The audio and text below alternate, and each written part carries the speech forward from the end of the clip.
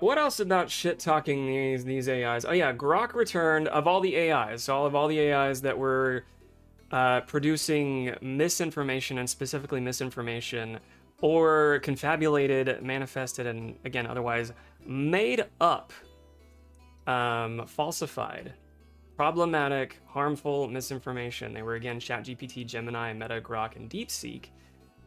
When used for healthcare inquiries, generating bullshit. Grok was the one that returned the most problematic responses at 58%, followed by ChatGPT at 52%, Meta at 50%.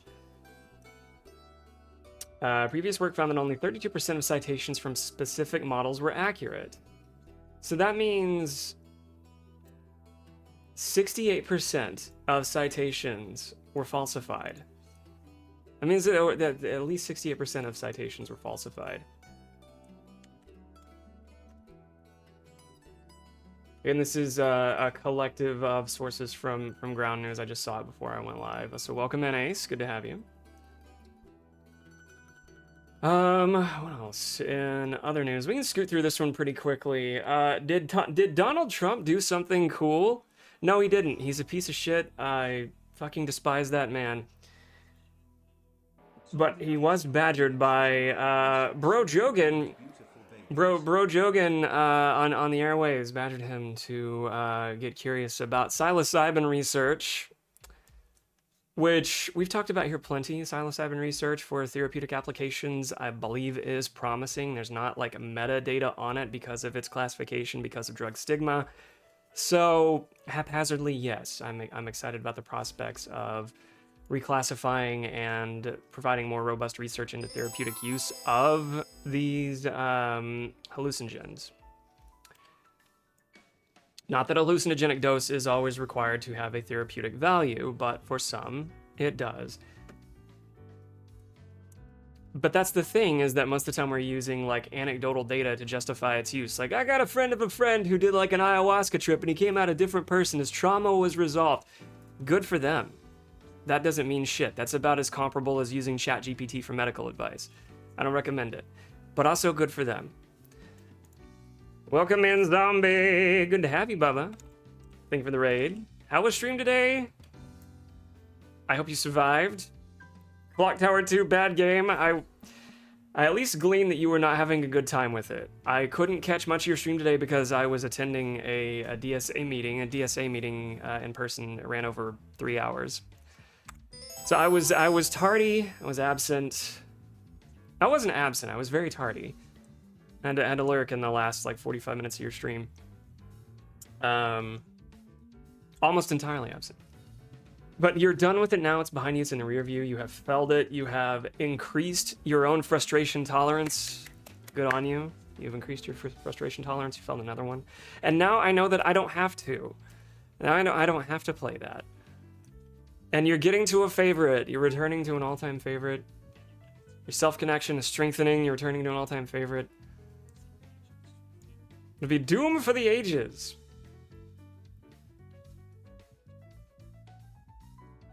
But yes, I am reticent to mention his name, but I do want y'all to be aware of it because it is important to know that this classification may change.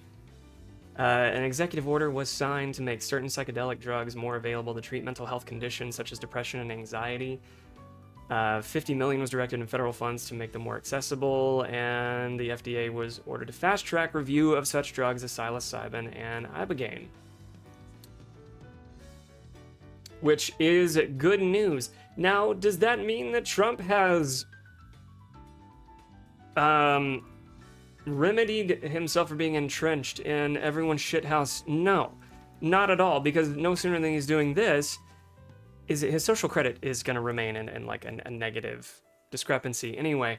But no sooner this happens, he's sending our Navy to act as pirates and intervening and, well, behaving like literal pirates in capturing Iranian cargo ships. I just, a part of me, a very vigilant part of me, is very fucking aware that if I'm going to talk about this, it is not a singing endorsement of anything he's ever done. I would normally say that the good that we do does not rest in the shadow of anything negative, and I mean that for Most of you. But when it comes to someone like him, no, he's done far too much social harm to ever recover from any amount of good that may be produced by this action. And just to make it a harder pill to swallow, of course, it was fucking Joe Rogan who kind of helped energize the decision.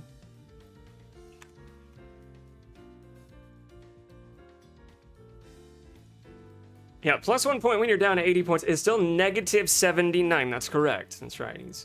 There's no social credit he will ever earn. Well, you've heard him say it. I don't exactly think I'm heaven bound. He knows. He knows. Maybe I'm not meant for heaven, but you're meant to go disrupt and shake down a protest for a photo with your branded Bible. Meanwhile, that amount of blaspheming doesn't stop people from hosting his prayer breakfast.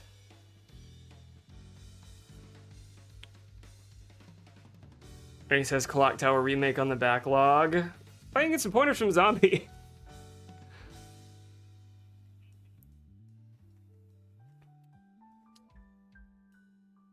New study reveals how political bias conditions the impact of conspiratorial thinking. So this has to do with cognitive distortions and what reinforces those biases and the likelihood of someone being able to change their mind. What gets in the way? A lot of it has to do with one's overestimation, but of course that overestimation is connected to a deeply valued social need, right? They belong to an in-group of a political ideology that's going to be harder to shake if they're confronted with information that is not aligned with an overall consensus. A recent study published in Political Psychology suggests that a person's general tendency to believe in conspiracies strongly predicts their endorsement of specific political rumors, but mostly when those rumors attack their political rivals. The research provides evidence that psychological traits and political loyalties work together to shape what people are willing to believe. And again, I think it's because there are personal and social overlaps that create this sort of buffer. These findings help explain how political divisions feed into the spread of misinformation.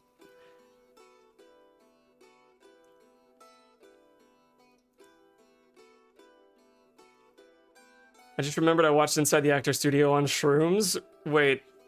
Oh, the host had kept morphing into a demonish shape? What was the demonish shape? What happened there?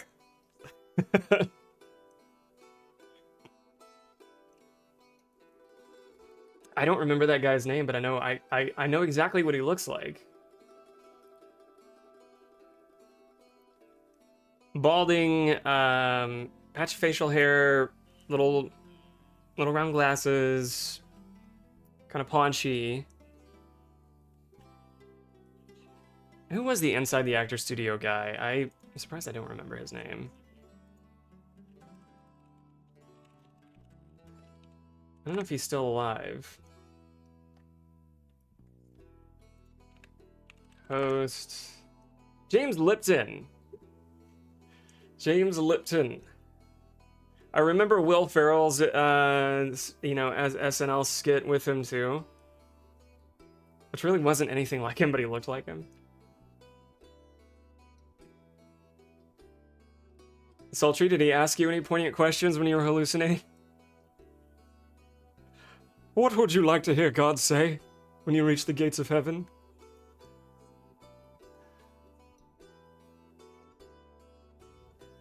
Like his head never stopped changing shape and it always had pointy parts. That's distressing. Was it a bad trip? That sounds potentially like a bad trip. But maybe just briefly. Also, hello, Dobbinses! Welcome in, Dobbs. Good to see you. It's Dobbinses! I know you were up to something very sad this weekend with delivering the ghost bike and everything else, but I think it's very sweet that you did that. I hate that you had to. What precipitated doing that, but I am proud of you. for bringing awareness to cyclists and hopefully reducing harm coming to those by other motorists who are not paying enough fucking attention. For those that aren't unaware, there was a cyclist in my verbiage murdered by a hit and run in North Texas within the last week. It was a mutual of our friends here in chat, Dobbs. Dobbs' television quest there, and Dobbs made a ghost bike for them. I haven't made it yet. You were working on it. Okay. Yeah, and I saw the story on him. It was pretty incredible. His background.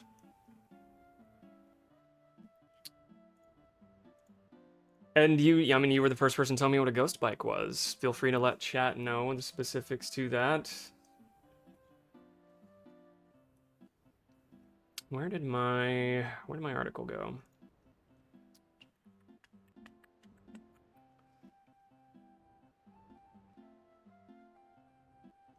Oh, right. Conspiratorial thinking and political beliefs overlapping, and then information grounded in reality that's presented to them, their resistance to accept it and modify their thinking because of group belongingness is usually my takeaway as to what buffers that. I think in most cases they have to have some perceived risk of being ostracized from the group or actually find their group dangerous and recognize that to be motivated to change. And that's usually the crux of any decision that's being made. Doubly so if, you're wanting someone to go to therapy or something like that. They have to be motivated and self-connected and curious to do so.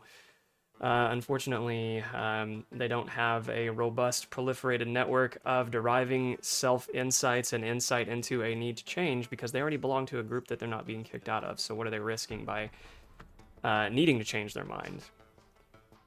Well, one part of that, in this case, if we're talking about the far right, is going down in history as modern-day Nazis, and they'll be ostracized widely and remembered forever, because there's no going back.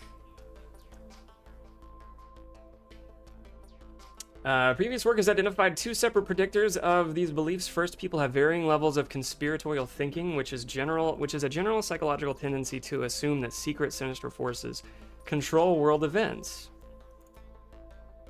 Which we all know that they're not operating in secret anymore. Those controlling world events are doing so openly, full-throated, and we see them every day. Second, people tend to favor their own political groups. They usually accept theories that blame their political rivals and reject theories that accuse their own side.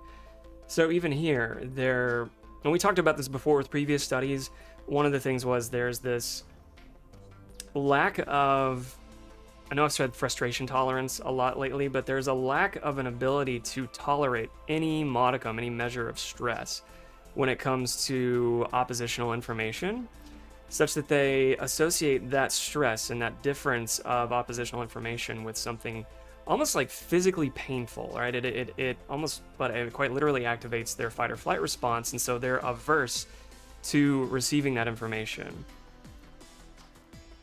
So there's several barriers in the way. The research designed this study to see if two separate factors actually interact with one another. The scientists suspected that general conspiracy thinking might have a stronger effect when a rumor aligns with a person's political bias. People naturally want to protect the reputation of their group while assuming the worst about their opponents. Because of this natural bias, the researchers expected that people who are highly prone to conspiratorial thinking would eagerly accept rumors about their rivals. One of the authors here, I'm a political scientist who is interested in conspiracy theories, mainly partisan conspiracy theories involving parties and politicians and ideological groups. Study author Omar Yair, fellow at the Institute of Liberty and Responsibility at the Lauder School of Government, Diplomacy and Strategy at Reichman University. Oh, that's and responsibility at the Lauder School of Government, Diplomacy and Strategy at Reichman University. And over the last few years, they continue, I have read many articles showing that both political preferences, such as party identification and conspiracy thinking, aka conspiracy mentality, i.e. people's tendency to believe conspiracy theories, independently explain belief in partisan conspiracy theories. I was wondering whether a combination, i.e. an interaction of these two important predictions, Predictors of belief in conspiracy theories would help better explain why people are more likely to believe in those partisan conspiracy theories. A short search in the literature found no empirical support for such interactions, so we gathered data from several surveys and found consistent support for our interaction hypothesis. As always, correlation isn't causal, but it can fund a theory. To investigate this, the scientists analyzed survey data from 6 different studies. 2 of these studies took place in the United States, 4 in Israel, boo Israel, boo, but also boo US in their relationship with Israel. Going on, in total, the combined sample included 10,765 adult participants. The survey asked participants about 61 different conspiracy theories. 30 of these theories were political in nature, meaning they accused specific political figures of parties of secret plots. The other 31 theories were non-political, such as rumors about hidden information regarding aliens or secret cures for diseases. The first study in the United States included 2,021 adults and was conducted in the spring of 2021. It asked participants about 12 political theories and 27 non-political theories. The example was designed to be representative of the American adult population in terms of age, gender, race, and income. The political item featured rumors such as the idea that Republicans stole previous presidential elections or that Barack Obama faked his citizenship to become president. Ah, yes, the birther rumor. The non-political items covered ideas that did not target a specific political party. These included rumors that an elite 1% controls the economy, or that... well, I mean, a large part of the 1% kind of do. These include rumors that an elite 1% controls the economy, or that dangers of genetically modified foods are being kept secret from the public. I wonder where they got with, like, lighter-hearted conspiracy... You know, the old school fun conspiracy theories about, Sasquatch. And the like. Mothmen. I guess those can get more scary than fun, can't they? They still served an entertainment function. Though I guess if you're entertaining those seriously, you may be at risk for more paranoid ideations being attractive to you based on that neurotype. So exercise some caution. In Israel, the 4 surveys included a combined almost 6,000 adults were conducted between February 23 and April 2025. These surveys asked participants about 16 political theories and 4 non-political theories. The Israeli theories focused on the political rivalry between supporters of Prime Minister Benjamin Netanyahu, boo, hiss boo, and the supporters of the opposing political group. For example, one theory suggested that security officials intentionally hid information about the October 7th Hamas attacks from the Prime Minister. In all 6 studies, the scientists measured participants' conspiracy theory thinking in a standard 4-question scale. Also, on that note, with mention of the October 7th attacks, Hamas existed well before then, but they're also a cell that branched from long precipitating events of Israel's aggression, going back since the Nakba, and trying to control Palestinian territories, and where people fish, and how they live, what they believe. In all 6 studies, the scientists measured participants' general conspiracy thinking as a standard 4-question scale. Participants rated their agreement with statements suggesting that unknown people secretly control the country, or that major events are the result of hidden plots. The researchers also measured how strongly participants believed specific theories. They pooled the responses together to test the statistical relationship between a person's general conspiratorial mindset, their political identity, and their belief in specific rumors. The researchers found that general conspiracy thinking strongly predicts belief in political conspiracy theories, but this relationship depends heavily on political alignment. And both sides, honestly, can be at risk of conspiratorial thinking, but that's also connected to things like media literacy they were talking about earlier. What is someone's fund and prowess of media literacy, and how they check the bona fides and qualify the information being presented to them? Do they use something like ground news? Do they use Snopes or something along those lines to fact check, or just know when they're checking a story? Does it cite its sources?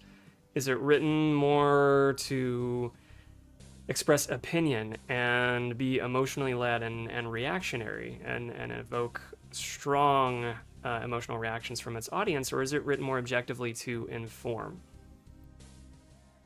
Little things like that can go a long way. To wit, based on other articles that we've read in the past, the right are more likely to not enjoy that level of media literacy as part of their skill sets, and be more likely to express paranoid ideations and be more emotionally reactionary. Super attractive bunch, really.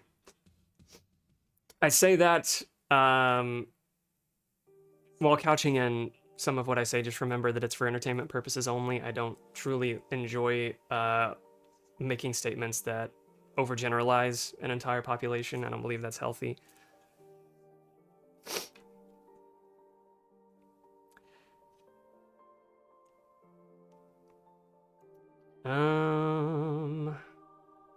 While also recognizing that, you know, not being xenophobic, racist, bigot is a very low bar. Is a very low bar to pass when it comes to looking out for the well-being of others that you share this planet with. When a theory accused a person's own political group of a secret plot, the effect of conspiracy thinking was much weaker. I'm going to read that again. When a theory accused a person's own political group of a secret plot, the effect of conspiracy thinking was much weaker. Even people with a high tendency to believe hidden plots were much less likely to believe a rumor if it made their own side look bad. The researchers noted that the strongest interaction occurred during the 2024 United States election, a time when political tensions were especially high. You don't say! Our results show an interesting combination of marriage of psychological predispositions and political preferences. That is, it's not just people's politics or just people's psychological tendencies that affect their endorsement of partisan conspiracy theories, it's combination. Let's see, I just realized I need to turn my fan on. I think that the most extreme example we have in our data concerns the belief in a conspiracy theory according to which Democratic operatives were behind the assassination attempt behind Donald Trump in 2024. Based on our analysis, less than 10% of Republicans with lowest levels of conspiracism and the data endorsed this conspiracy theory, while almost 80% of Republicans with the highest levels of conspiracism endorsed it. That's concerning. I wonder if they get into anyone entertaining the notion that it was staged, because some people think that too. The scientists also found that this interaction only applies to political rumors when looking at non-political theories like hidden information about unidentified flying objects or genetically modified foods. Political affiliation did not change the impact of conspiratorial thinking. A highly conspiratorial Republican and a highly conspiratorial Democrat were equally likely to believe these neutral rumors. So you see, again, it despite political affiliation. Associated neurotypes may vary. Personality types, belief systems, otherwise.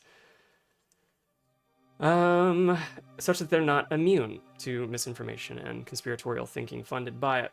The data also revealed some geographic differences between the two countries. We had data from both U.S. and Israel, and I was a bit surprised to find that specific differences we had between the two countries.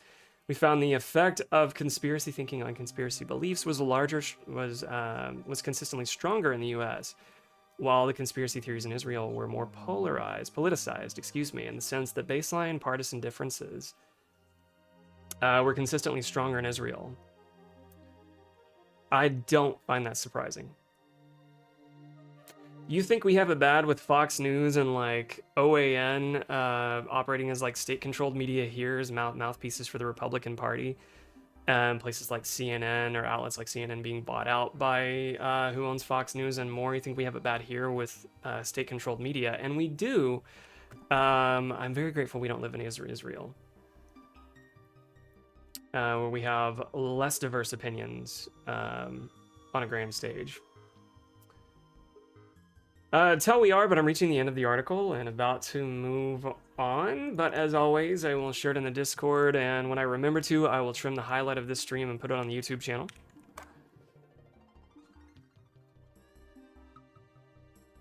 While the research provides evidence for the psychological and political interactions, scientists noted a few limitations, as always. Good research acknowledges limitations and ways to make it, to improve the validity, reliability of replicating the next time around, so that we understand correlation is not causal. Now we may have to identify several causes for conspiratorial thinking. Misinformation and party affiliation being one, and in this case, what the article described was party affiliation and risk of kind of a challenge to one's identity acting as a buffer to being receptive to information that conflicts what one already believes. Which is about as good a summary as I can provide there. The boundary between political and non-political theories can also be blurry. A rumor that seems totally unconnected to politics today might become deeply tied to a specific political party tomorrow, making it difficult to categorize these beliefs perfectly. Link there. Cyrus Zeal, welcome in. Good to see you. Also fundraising with Cyrus. Thank you for the stream streak. We were pretty pleased to have a shout out for Cyrus Zeal. We're almost at $3,000 here, Cyrus. We've done some good. And now, the next article could run the risk of opening up some kinky conversations, which we're totally fucking cool with. Talking about attachment style learned in our adolescence and how it may be associated with our sexual preferences, our kinks later in life. And I have not read this article in advance. So I don't know. Well, speaking of checking bona fides on it earlier, I don't know. I haven't run the qualifications check on this article. I don't know its sample size, its validity, its reliability. So again, for entertainment purposes only, we're going to take a look at this, but I'm excited to what conversation may stem from it. McTindy, welcome. I'm going to freak it up every chance I can. Every waking moment, we will bust our cognitive load in a good way, in a restorative way. Thank you for shouting out, Cyrus. Want to do a Mario Kart 8 stream? I'd have to get the Switch back in here, or I just don't stream it and we play together anyway. It'd have to be that. I never got a Switch 2. I still want to play some beat 'em ups with everybody. That's right, we brain bust in, which in this case means learning, not having a psychotic break from chronic burnout or fatigue. If somebody is burnout and fatigued, I hear you, I see you, I'm sorry. This is a safe space for you to whinge about it, and we can talk about maybe some things to restore your agency and your autonomy. Rest being a critical part of your daily practices too. Crying also healthy. Talked about the benefits of crying a few streams back. Similar to running, it releases some endogenous opioids, quote unquote detoxifying, but I use that term very loosely. There's some pleasure chemicals associated with crying, but it is also associated with reducing inflammation associated with stress in general, but mood disorders. Movement also helps with that when and where available. Title of this article, Childhood Trauma and Attachment Styles Show Nuanced Links to Alternative Sexual Preferences. I hope it describes attachment styles. If it doesn't, we'll get into that too. The person who coined the term attachment styles, the psychiatrist, I believe psychiatrist, not psychologist, that kind of coined that verbiage and wrote a book about it. So wrote a book about it so long ago, kind of explaining how attachment styles are formed, like anxious, insecure, secure, avoidant, that kind of thing. Kind of realized how problematic use of that verbiage became when, and this happens a lot, I think, mental health verbiage being used to further stigmatize or create distance in relationships, or a lack of understanding about oneself, meaning using mental health verbiage to excuse one's behaviors versus to deepens one understanding of explaining them and making changes that are necessary to better manage interpersonal relating. I think the author was concerned with misuse of that verbiage such that he's recently published a new book. I think it's called Connected. I'll look that up in a moment. My partner Nina just bought it, so I otherwise wouldn't know about it. But he's trying to dispel rumors and how people using attachment style verbiage got really fucking carried away because it was popular, it was relatively easy to digest and discuss, but because of that, got a little wild with it. And potentially harmful ways. And so I think he's trying to reframe a lot of that and say, like, okay, here's what I really meant by what was discussed in that book. You bunch of little freaks. Let's walk this back and repackage it.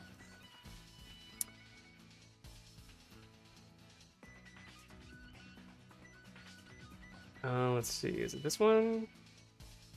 It's not about social networks. Or wait, was it? Connected. Let's see. New book. Attachment theory.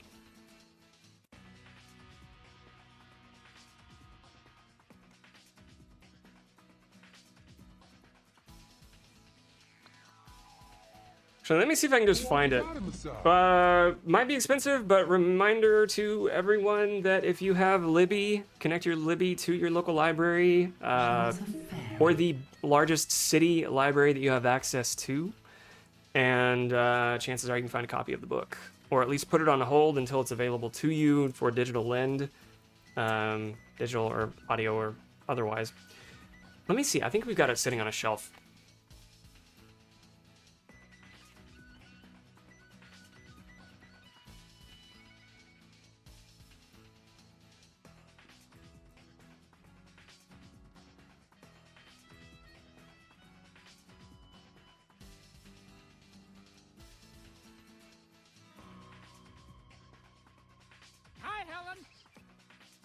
Hi, Helen! I can't find the book, which means Nina probably took it to work. More on that later. I don't want to misinform or mislead. But I've got a tab open for it, so I'll remember to check and correct myself later. Later's always good. Hi!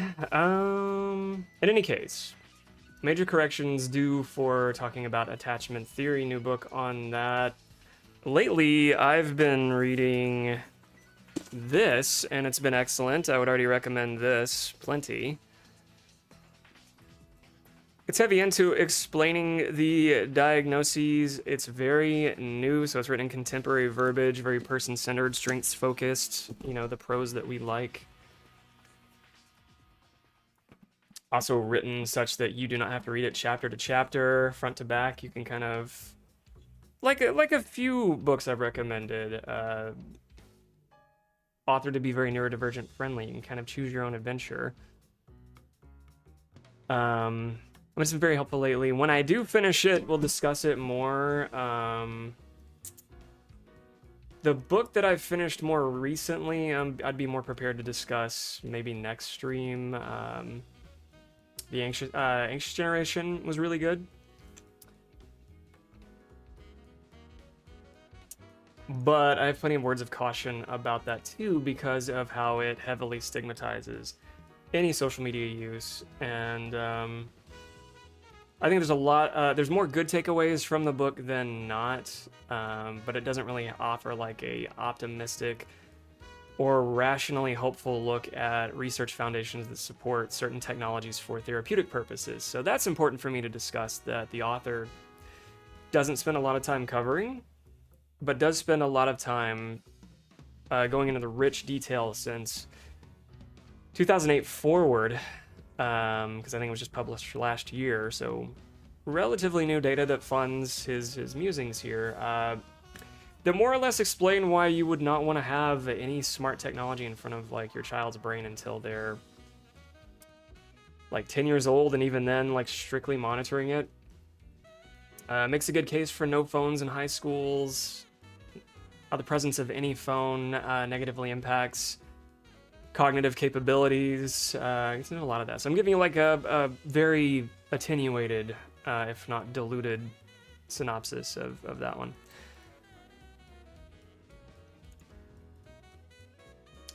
But something more kinky, more interesting, and something that may result in me pressing snooze 2 or 3 times.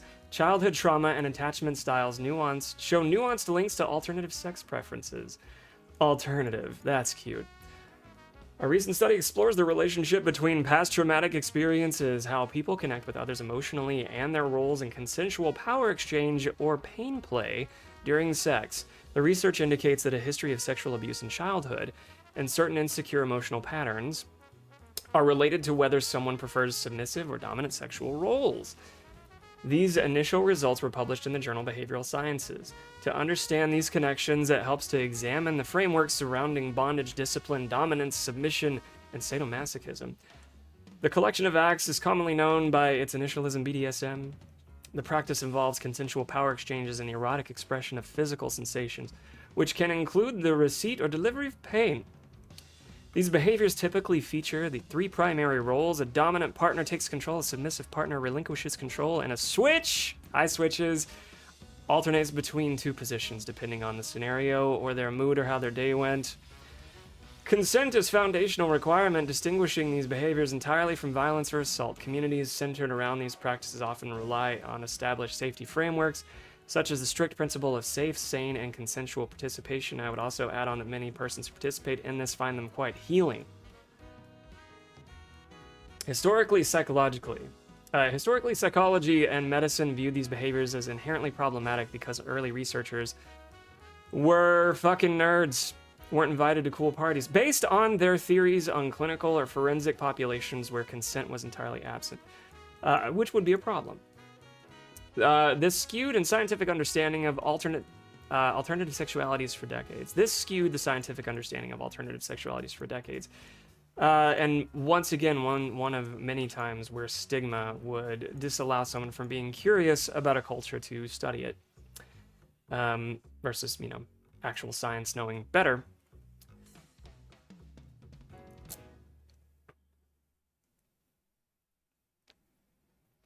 Is there a different library app than Libby? I don't know. It's worth looking into, though. Absolutely worth looking into. If not, I know there's a list of libraries outside of, and maybe including in California, but I know there's also a list of libraries you can find that you can get a library card outside of being a resident of like their immediate vicinity, and you could link like Libby to that. Off the top of my head, I don't know what they are, but it is searchable. Some have a cost, and I was talking to Tell about this a little while ago, relatively recent though, was Austin has like a one-time fee. You pay for that and you have access to all their library. But again, monetary gains can be a little prohibitive. I will just emphasize that there are free ones in larger libraries in larger cities. It's just worth searching up. Historically, psychology and medicine view these behaviors as inherently problematic because early researchers based their theories on clinical and forensic populations where consent was absent, which would be problematic. This skewed the scientific understanding of alternative sexualities for decades, rereading this intentionally.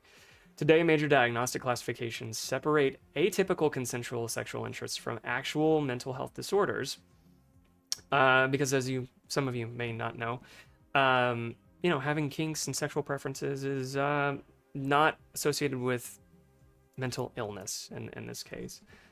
And though this study may be linking a history of trauma or attachment styles to preferences, that also does not mean that you have to have had trauma to have a kink or enjoy kink culture or atypical, as this says, sexual preferences.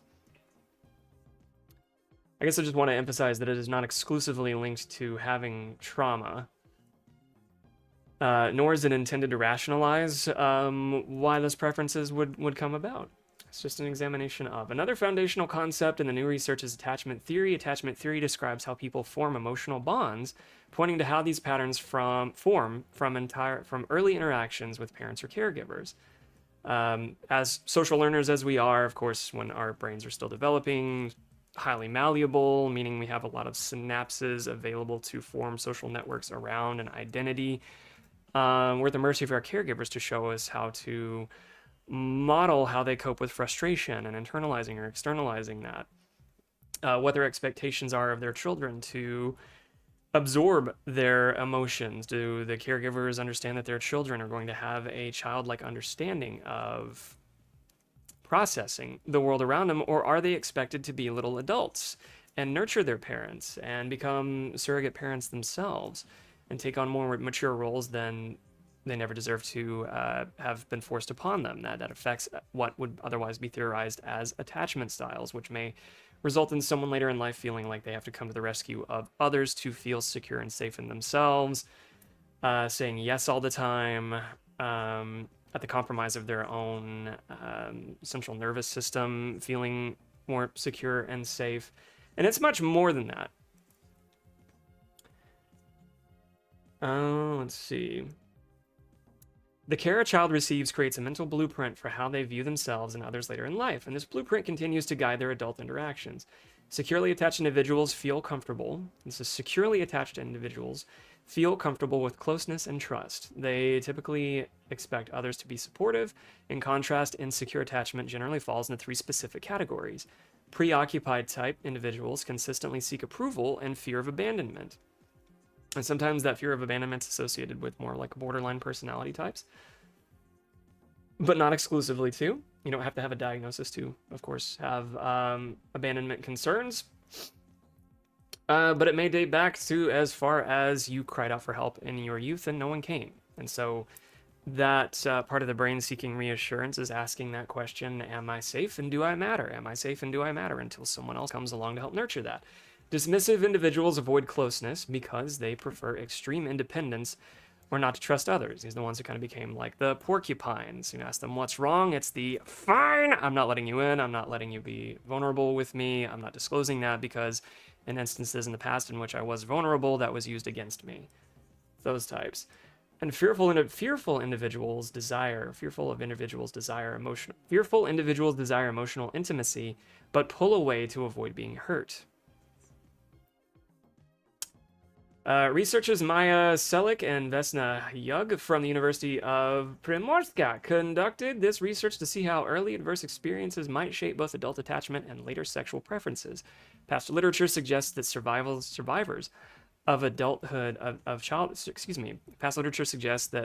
childhood sexual abuse may sometimes report difficulties with emotional intimacy. Other previous data indicate a higher rate of involvement in alternative sexual practices among trauma survivors. And again, this is not exclusive to persons who've experienced trauma or abuse. Selig and Young wanted to test how these factors relate to specific sexual dynamics within a modern context. They gathered an online sample of 318 adult participants in Slovenia. So remember when I said earlier I have not pre-screened this article.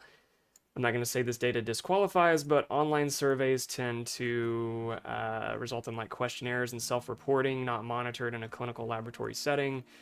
It kind of weakens the output of the reported data, so I would say at best this is something meant to be anecdotal already, but we'll see where they take it. The participants completed a detailed series of questionnaires exploring their demographic, sexual orientation, residential environment, and relationship status. Participants also answered a series of standardized psychological questions. One surveyed assessed their everyday adult attachment styles, while another evaluated a history of sexual abuse during their upbringing. A third inventory assessed how often participants practice and enjoy submissive or dominant behaviors during sex.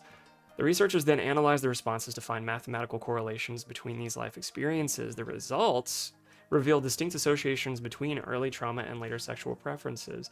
Bear in mind, this was the N on this was less than 400 people. It's still worth pointing that out. Participants who reported childhood sexual abuse were more likely to practice and enjoy submissiveness. Conversely, those with a history of early trauma reported less involvement in and enjoyment of dominant roles. The authors note that these numbers show a statistical association, but do not mean that past abuse naturally causes an interest in alternative sexual practices. Many participants in the broader alternative sexuality community report no history of trauma. I'm glad they pointed that out, which is why I said that a couple of times earlier. People engage in these behaviors for many reasons, including identity exploration, sensory development, and pure pleasure. Attachment patterns also align with specific sexual roles. The dismissive attachment style was positively associated with engaging in and enjoying dominant behaviors. Curious. People who avoid emotional closeness to protect themselves from vulnerability might feel safer when they are in complete command of a physical situation. On the other hand, On the other whipping hand, the preoccupied attachment style was associated with adopting a submissive position. Individuals who frequently seek external validation might need fulfillment in relinquishing control. Following the strict rules set by a dominant partner could provide a desired sense of temporary approval and relational structure. The study also assessed how early trauma relates to emotional bonding styles, as expected. A history of childhood abuse corresponded with insecure attachment. Participants with a history of early trauma scored higher in both fearful and preoccupied attachment patterns. The data did not show a link between childhood trauma and the dismissive attachment style. The demographic findings challenged several traditional assumptions about gender and sexuality. Men in the sample reported more frequent engagement and enjoyment of submissive roles than women. Ha! This contrasts with older societal stereotypes that men naturally prefer dominance. Bunch of softies. They were all along, although men also reported higher levels of dominant behaviors than women. I wonder if men were more likely to be switches in those cases.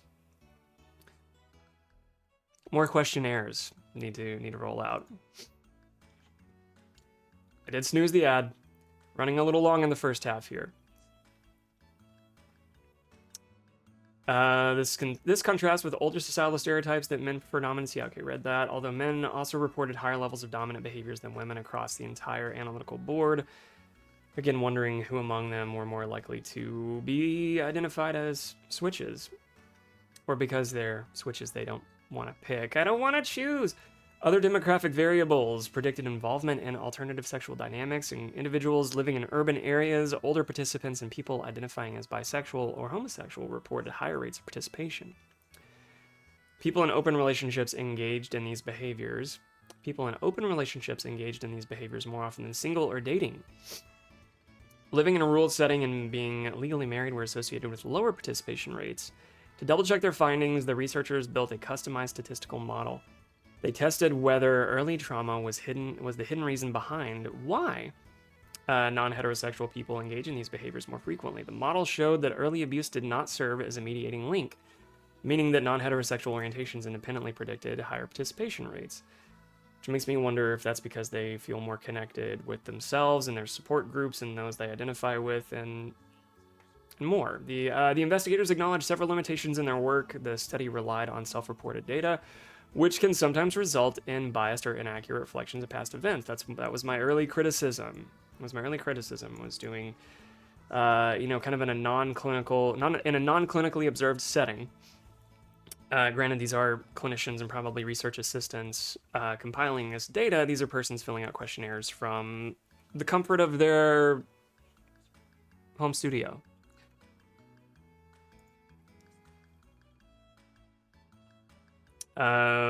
Let's see. The sample size for certain segments, such as asexual individuals or people who identify outside traditional gender binaries, was small. This makes it difficult to mathematically apply the findings to those specific populations without a larger data set. I agree. The researchers also did not screen for existing mental health diagnoses, and I'm kind of glad that they didn't, because I wouldn't want anyone to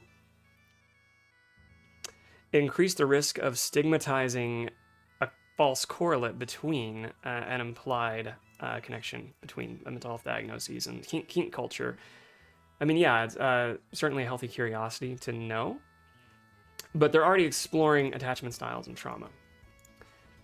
Conditions related to emotional regulation or post-traumatic stress might independently influence relationships and sexual behavior. I don't see how attachment styles and anything associated with trauma could do anything but affect one's self-connectedness and ability to interrelate to others. Does that mean it's always going to result in a preference for kink culture or being submissive or dominant when it comes to sexual identity? No, but again, it covered that. Moving forward, the authors recommend using qualitative methods such as in-depth interviews to better understand personal motivations behind these actions. People might seek out specific dynamics for personal growth, healing, or spiritual fulfillment. Investigating how male participants specifically navigate submissive roles could also help clarify the shifting gender dynamics observed in the modern era. Boy, howdy! Queerness and kink very interlinked. Yeah, if you, and anybody who didn't catch the early tee up of this article, here it is. I'm going to put that in the research section of the Discord too, to dissect on your own time. Again, very small sample size. This information was collected through persons in their own home, so in a non-clinical setting.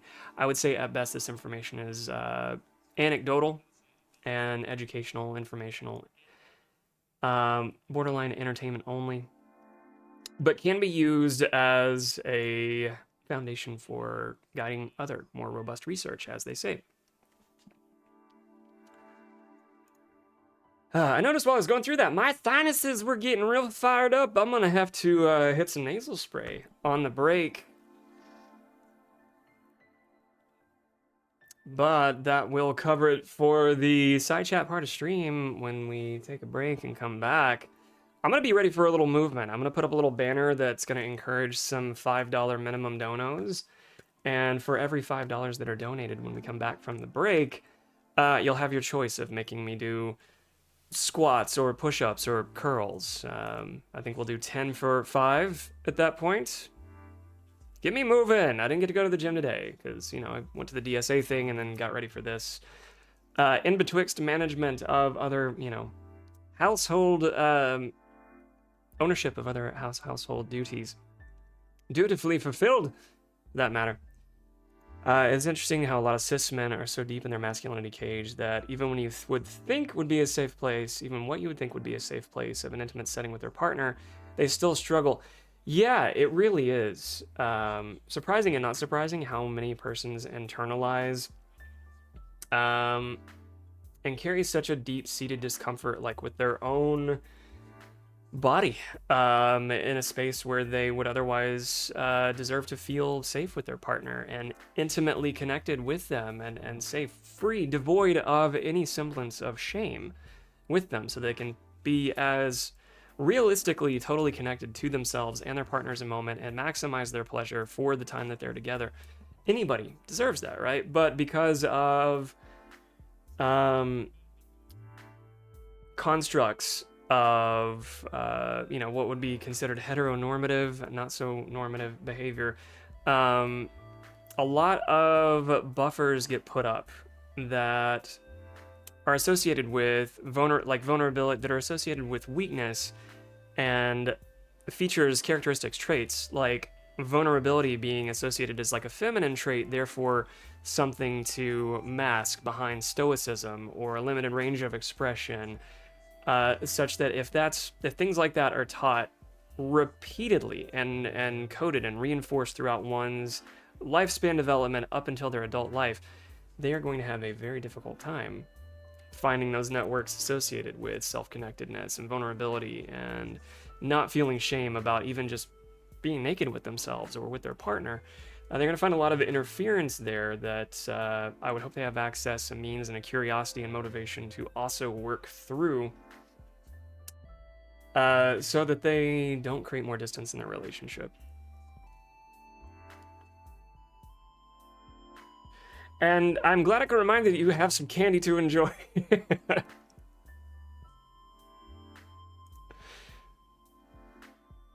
Enjoy your Twix, preferably dark chocolate if you got it. Grab your snacks, fluff your butt cheeks, get some movement about you mamas. We're gonna take a break, we're gonna come back. When we come back, fundraising Final Fantasy X, you're gonna make me move. Hopefully we'll get some extra donations, and thank you for the first part of the stream. Vila, thank you again for the raid. Pampolina, thank you again for the raid. Zombie, thank you again for the raid. Pre-break preamble, this is when I encourage you all to scan your beautiful body meats from your toes to your tingles and identify any tingles you need to turn towards, any sensory needs that you have to meet, temperature changes. Clothing optional, of course, but you may want to put a blanket on, take a blanket off, top off your beverages, get your Twix, an adequate portion of it. If it's movement you need, I'll play some tunes for you to tingle by. And if I can remain on your dopamine menu for the evening, thank you. We'll be back soon.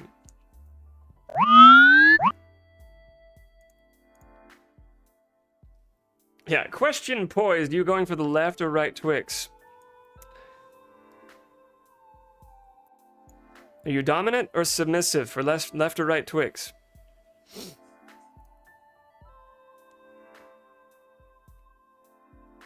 And who do you give the other one to?